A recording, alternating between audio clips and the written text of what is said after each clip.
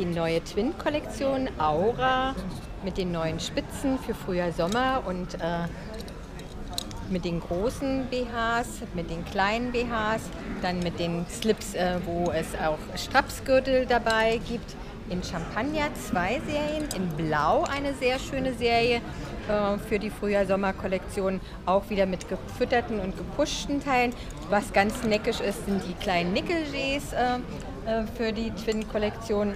Auch bei der Hochzeitsserie gibt es nochmal ein kleines Nickelgé mit einem kleinen String dazu, ganz raffiniert und sehr edle Spitzen, aus sehr edlen Spitzen gearbeitet, Strumpfband, natürlich mit einer hellblauen kleinen Rose da drauf.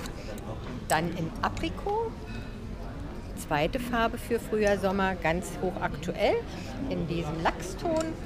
Dann unser Standardprogramm, unsere Herbst-Winter-Teilchen noch ein bisschen dabei.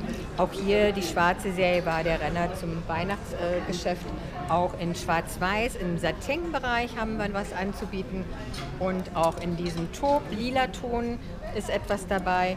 Und nochmal im hautfarbenen Ton auch nochmal eine sehr schöne Spitze gearbeitet im Twin-Bereich in der Dessous-Strecke. Und auch hier die trägerlosen Halbschalen-BHs. Hier sind nochmal die Trägerchen dran mit einem kleinen String, ganz aus der Spitze gearbeitet. Sehr schöne Halbschale nochmal dazu. Trägerlos auch zu tragen für die, die ein bisschen weniger Busen haben. Und auch nochmal der BH mit den Trägerchen dabei. Und auch ein kleiner Slip im Tüllbereich.